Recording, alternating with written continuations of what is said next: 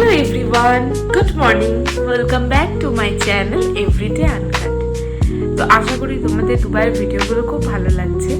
তো ধীরে ধীরে আমাদের সময় কমে আসছে, দুবাইতে থাকার মেয়াদও কমে আসছে। তো আজকে আমরা যাব হচ্ছে কোথায় যাব? Desert safari. হ্যাঁ, বলতে গিয়ে ভুলেই যাচ্ছি, ডেজার্ট সাফারিতে যাব। 3টে নাগাদ মোটামুটি বেরোবো। তারপরে ওখানে নাইট শো হবে, আর ক্যামেল রাইড হবে, আর ডিনার হবে। ডিনার করে তারপরে আমরা রাত্রিবেলা ফিরবো।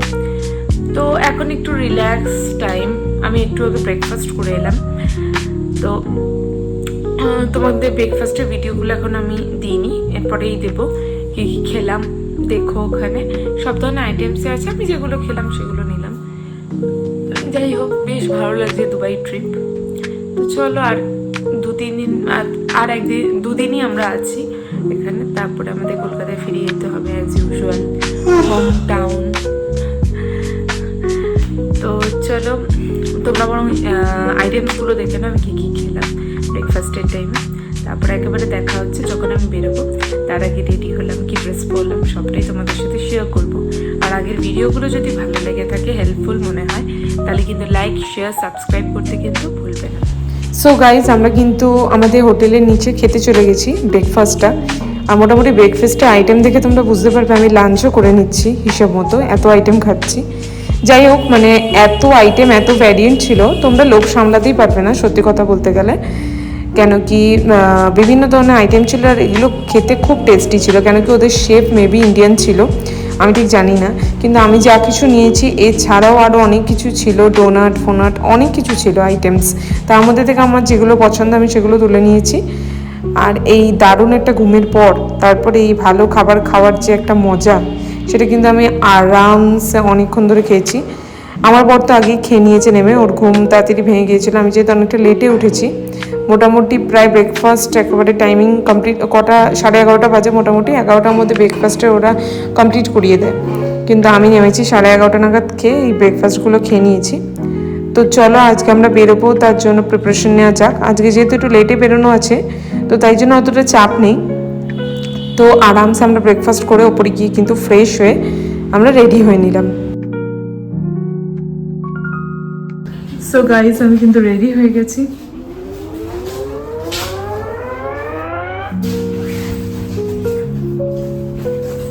এটা হচ্ছে ডেজার্ট সাফারি লুক।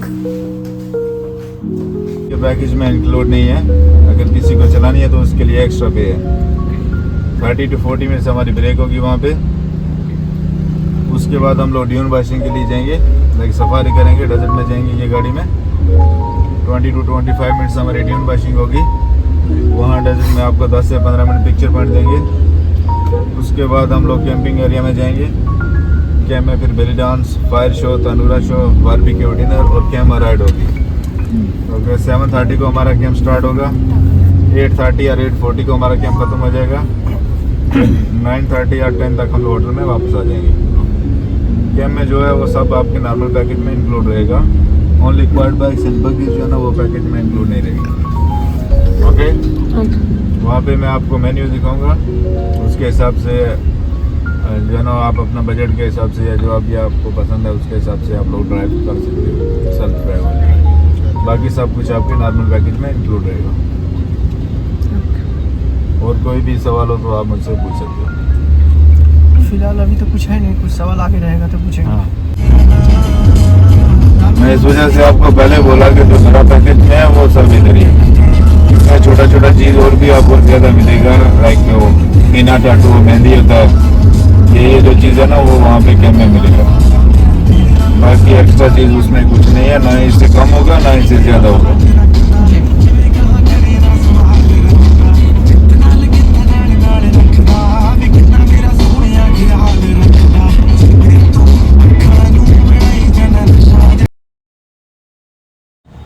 সো আজকের আমাদের যে গাইড আছে সে কিন্তু আমাদের ভালোভাবে বুঝিয়ে দিল, মানে প্যাকেজের মধ্যে কী কী ইনক্লুড আছে, কী কী আবার নিজেদের আমাদের পারচেস করতে হবে।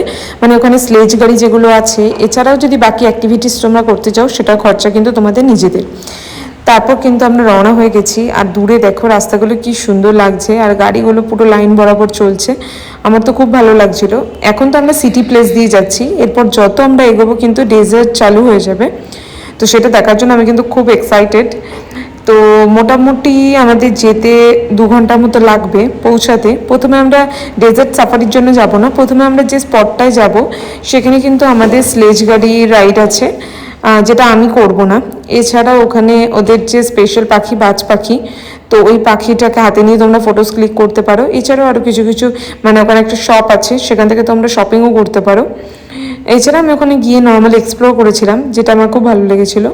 তো চলো সেই উদ্দেশ্যে যাওয়া যাক। তো চলো ডেজার্ট সাফারিতে যখন যাচ্ছি তখন ডেজার্ট সাফারির বিষয়ে কিছু কিছু কিন্তু তোমাদেরকে জানিয়ে দিই।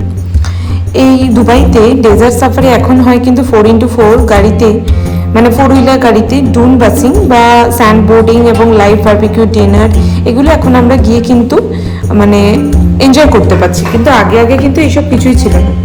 আগে এটা প্রথম স্টার্ট হয় মরুভূমিতে, মূলত মানে বলা যায় কয়েক শতাব্দী আগের কথা, যখন যাযাবররা বেদুইনদের জীবন থেকে মানে এটা উদ্ভূত হয়েছিল।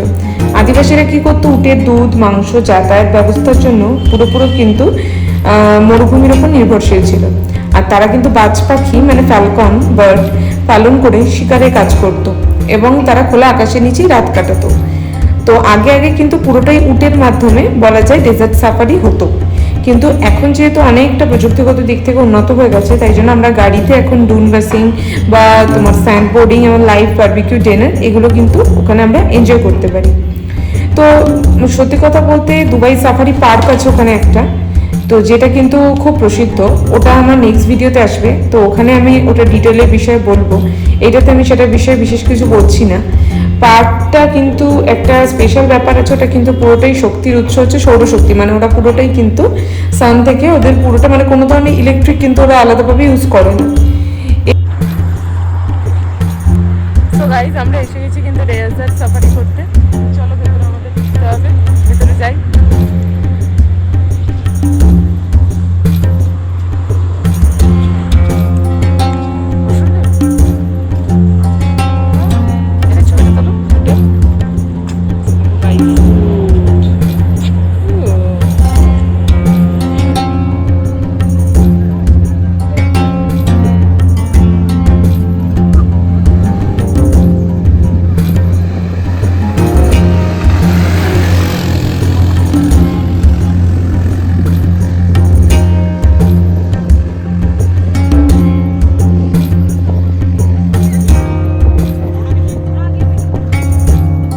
সো গাইজ এটা কিন্তু সেই ফেমাস ফ্যালকন বার্ড, মানে হচ্ছে বাজ পাখি।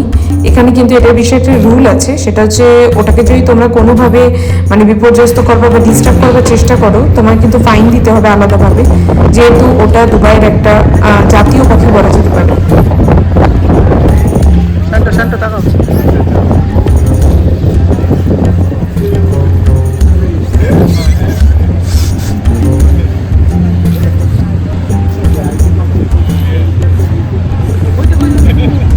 এদিকে দেখো।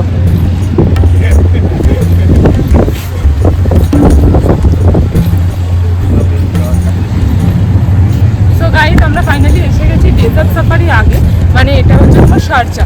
ওকে, তো শারজা মানে হচ্ছে এখানে মানে এই যে কাঁচাগুলো দেখছো এগুলো গাড়িতে চলে, এগুলো তোমরা চলতে পারো 100 দিরহাম 200 দিরহাম 300 দিরহাম যেমন আছে। আমি এখানে বাজ পাখির সাথে ছবি তুলেছি, হ্যাঁ, যেটা 100 দিরহাম নিয়েছে। হ্যাঁ, তো বাজ পাখির সাথে ছবি তুলতে পারো। আমরা রাইড করবো না, তাই জন্য আর করিনি, আরও ট্যান্ড হয়ে যাবো তাই জন্য। এরপর আমরা যাবো দুবাইয়ের মানে স্যান্ড ডিউন্স হবে ওখানে, মানে ওখানেই আমাদের মেইন সাফারিটা। চলো মানে গিয়ে দেখা হবে। এখানে একটা স্টোর আছে, গ্রসারি স্টোর বলা যেতে পারে, যেখানে আরবি পোশাক থেকে শুরু করে তোমরা কিন্তু বিভিন্ন ধরনের মানে স্পেশাল মানে যেটা দুবাইতে সেরকম অনেক শোপিস কিন্তু পেয়ে যাবে, যেটা দেখতে আমার খুব ভালো লাগছিল। তো চলো তোমাদের সাথে আমি শেয়ার করি। মানে আলাদিনের মানে জিনের প্রদীপ যেরকম বলে সেরকমও কিন্তু ছিল। তো তোমরা কিন্তু এখান থেকে নিতে পারো, বাট আমি বলবো এখানে খুব কস্টলি এইসব প্রোডাক্টগুলো। এছাড়াও মাথায় লাগাবার বিভিন্ন মানে সাজার আইটেম, এছাড়া দুবার মানে বুর্জ খলিফাও রয়েছে, তো আমরা কি করেছিলাম, আমরা এখান থেকে যদিও নিইনি, আগের ভিডিওতে তোমরা দেখেছিলে আমরা ফ্রিজ ম্যাগনেট নিয়েছিলাম, কিন্তু যেহেতু আমরা অলরেডি কিনে নিয়েছি, এখানেও ছিল, তাই আমরা আর নিইনি। আমরা শুধু কিন্তু ব্যাপারটাকে এক্সপ্লোর করেছি। আর এগুলো যে দেখতে পাচ্ছ, এই যে এগুলো কিন্তু এক একটা ধূপদানি, ঠিক আছে? আমি প্রথমে বুঝতে পারিনি, পরে দেখলাম যে ধূপদানি এগুলো এক একটা। তো বেশ সুন্দর ছিল। তো চলো এবার আমরা এগিয়ে যাব কিন্তু আমাদের দুবাই ডেজার্ট সাফারির উদ্দেশ্যে, যেটা অ্যাকচুয়ালি করতে আমরা এসেছি, মানে বড় গাড়িতে করে পুরোটাই ডেজার্ট সাফারি হবে। আর যেহেতু ওটার টাইমিংটা হচ্ছে তোমার 3টে থেকে 5টা অবধি হয়, মানে হচ্ছে দিনের বেলা তো ভীষণ গরম, সানসেটের টাইমেই মেনলি হয়ে থাকে। তো আমরা এখন সেই দিকে রওনা দেবো। এখানে মোটামুটি আমাদের ঘোরা বা এক্সপ্লোর করা সমস্তটাই হয়ে গেছে। তো চলো সেই উদ্দেশ্যে যাওয়া যাক।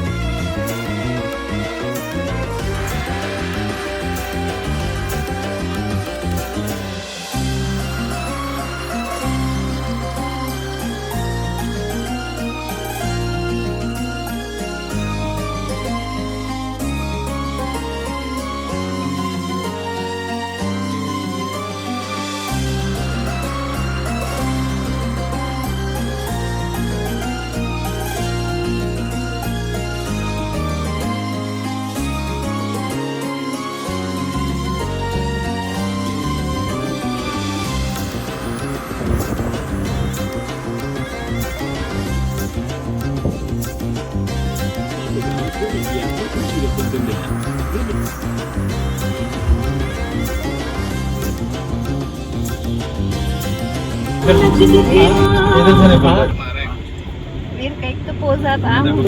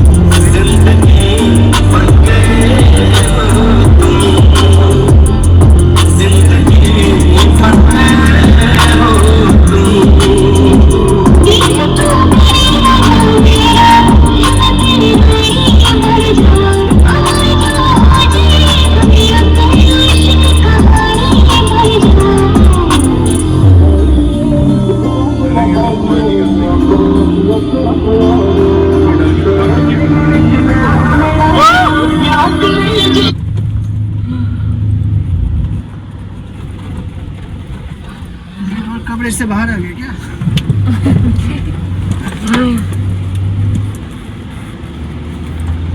मैं कोई ऐसा वाला डर लगे और चिल्लाने की जगह सो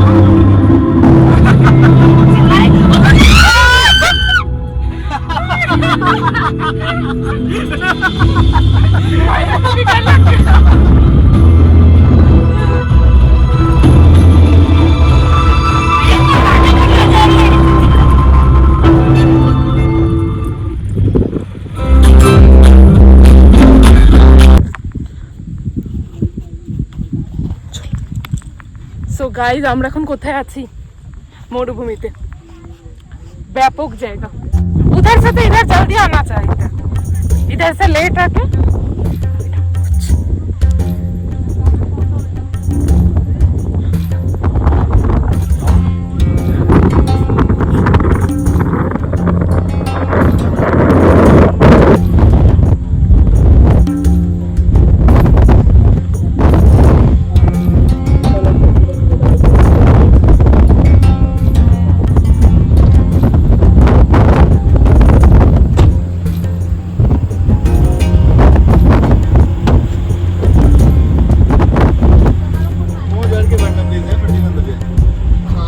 उधर से उठे क्या? उधर से उठे। जाओ जाओ दिखेंगे।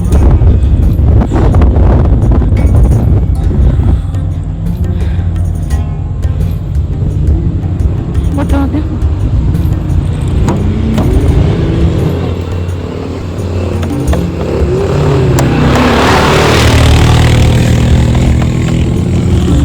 So टाटा डेजर्ट के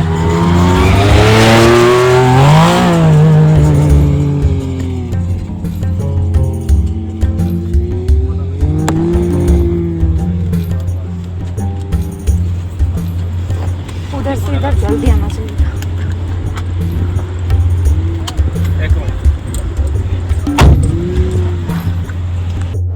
তো আমাদের ডেজার্ট সাফারি কিন্তু অলরেডি কমপ্লিট হয়ে গেছে। তো চলো আজকের মতো টাটা, দেখা হচ্ছে আবার নেক্সট ভিডিওতে। এখান থেকে আমরা কিন্তু চলে গিয়েছিলাম ওই পার্কটাতে, যেখানে আমাদের তানাওরা ডান্স শো হবে, এছাড়া আরও কিছু শো হবে যেটা আমরা কিন্তু এনজয় করব, যেটা নাইট শো বলা যেতে পারে। ওখানেই আমরা ডিনার করে কিন্তু হোটেল ব্যাক করব। তো চলো ওটা আমি নেক্সট ভিডিওতে তোমাদের সাথে শেয়ার করব। ততক্ষণ পর্যন্ত টাটা, দেখা হচ্ছে নেক্সট ভিডিওতে।